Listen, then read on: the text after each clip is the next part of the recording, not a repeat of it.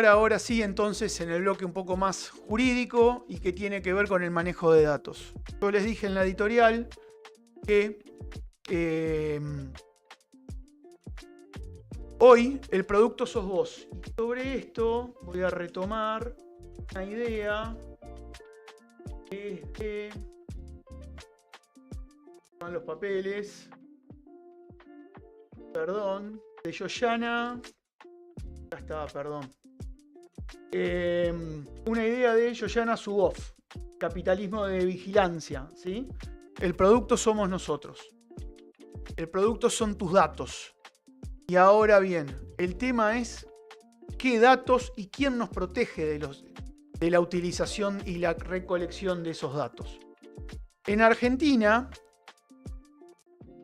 existe, con rango constitucional, porque es el artículo 43 de la Constitución, la protección a través del mecanismo del habeas data y de la ley del año 2000, la ley 25326, que es la ley de protección de datos personales. Ahora bien, tengamos en cuenta el contexto. El artículo 43 fue incorporado en la reforma constitucional de 1994, hace 32 años. La ley 25326 tiene 26 años, ¿sí? Año 2000.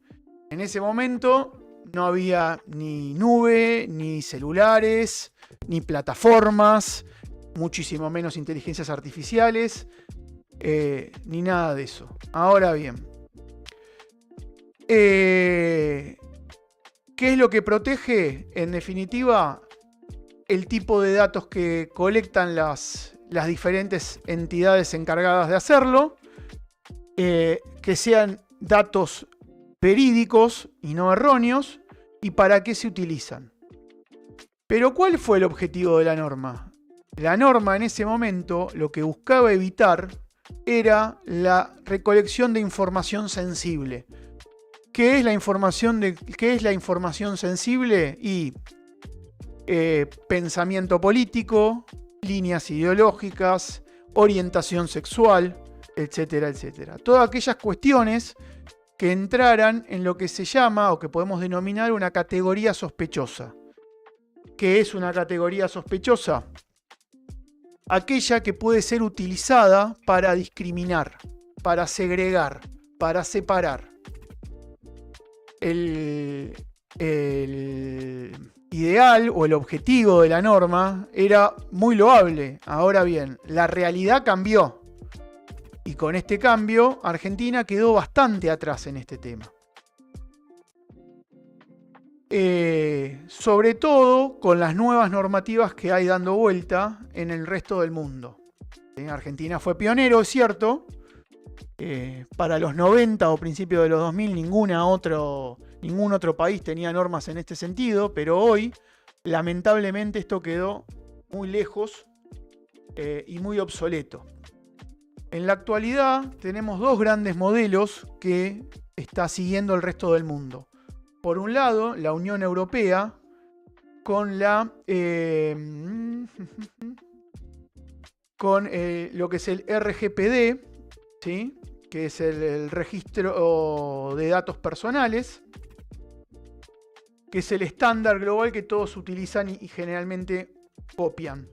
Y por otro lado, es de 2018, perdón. Y por el otro lado, Brasil, en 2020, con esa inspiración, creó un sistema similar. Ahora bien, la ley argentina garantiza 4 derechos básicos: acceso, rectificación, actualización y supresión. ¿Qué significa esto? La posibilidad de acceder a qué datos tienen de nosotros, que si hay algún error, este sea rectificado, si el dato quedó viejo, que sea actualizado, y si es una información sensible, que sea suprimido o que sea eliminado. Bien, herramientas básicas. Ahora bien, el sistema europeo tiene 3 nuevos derechos que Argentina no tiene. ¿Y cuáles son?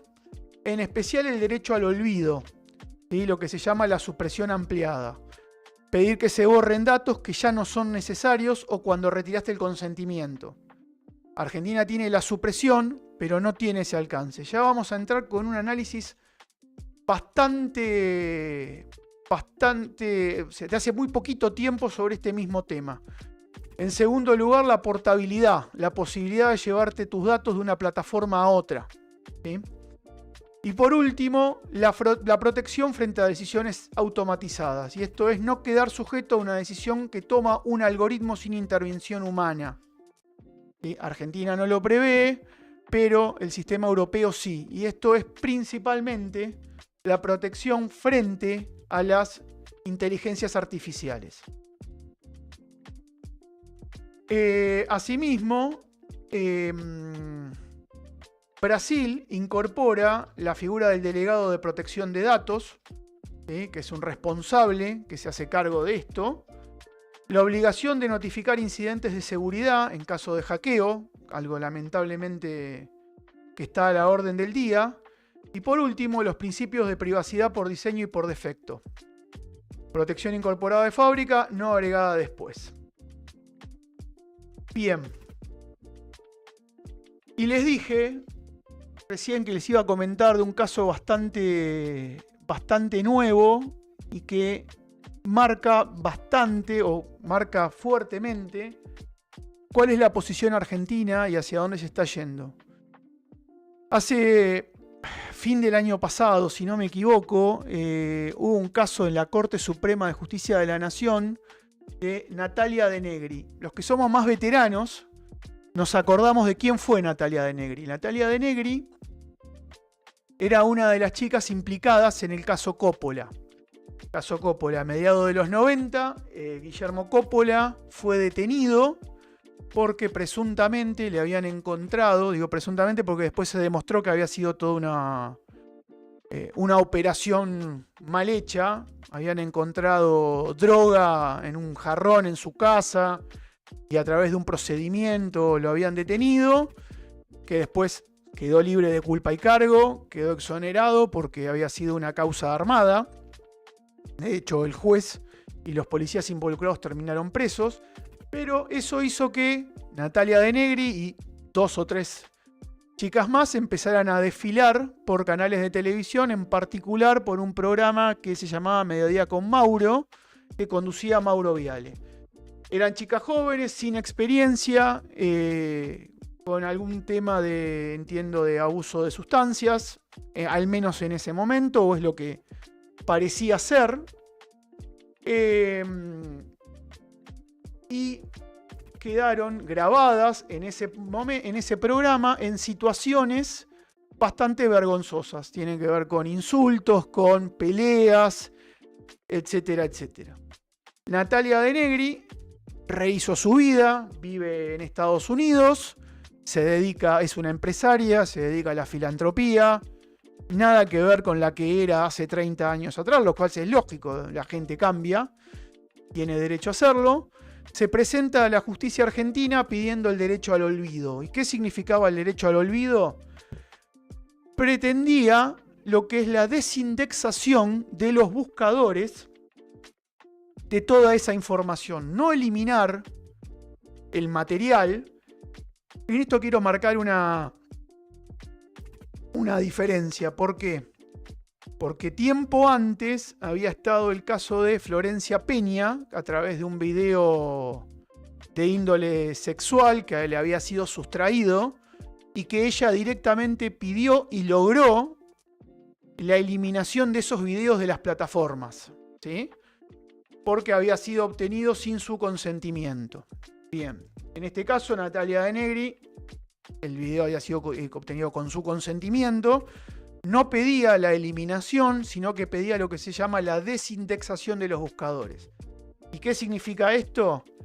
Que cuando buscaran a Natalia De Negri en Google, no apareciera vinculada a este tipo de videos. Tanto la primera instancia como la Cámara le dieron la razón. Obtuvo sentencia favorable. Google planteó recurso extraordinario y terminó yendo a la Corte Suprema de Justicia. y la Corte le termina revocando el fallo, dándole la razón a Google. ¿Por qué? Porque lo que termina diciendo la Corte es que desvincular su nombre del caso era una restricción indebida a la libertad de expresión, no amparada en el derecho al olvido, tratándose de información veraz sobre una persona pública y de interés público. No nos olvidemos que el caso llegó a la destitución y condena de un juez federal, ¿sí? No era una cuestión simplemente de la vida privada.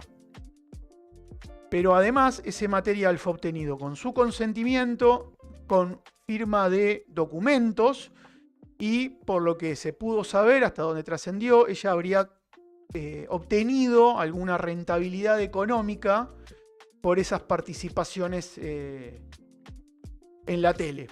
Bien, ¿por qué es importante esto? Porque el mundo, o el resto del mundo, está yendo hacia este derecho al olvido, este derecho al olvido más amplio. Y Argentina, con las herramientas actuales, con la normativa actual, aún está lejos de eso. Entonces, ¿por qué resulta importante esto? Porque la información que haya de nosotros en buscadores termina siendo pública y su desindexación puede ser un poco más compleja de lo que creemos. Ahora bien, esto no significa que todo está perdido, ¿no? En Argentina existe la Agencia de Acceso a la Información Pública. Su consulta es gratuita y ahí donde podemos verificar el estado de nuestros datos. Ahora bien, si los datos son correctos, son actualizados y no forman parte de una categoría sospechosa, con la normativa actual resulta muy difícil su desindexación de los buscadores. Para ello se va a requerir una modificación de la normativa, algo que veo bastante lejano en el corto plazo, no porque no exista la necesidad, sino porque no es un tema que esté en agenda. No es un tema que esté en agenda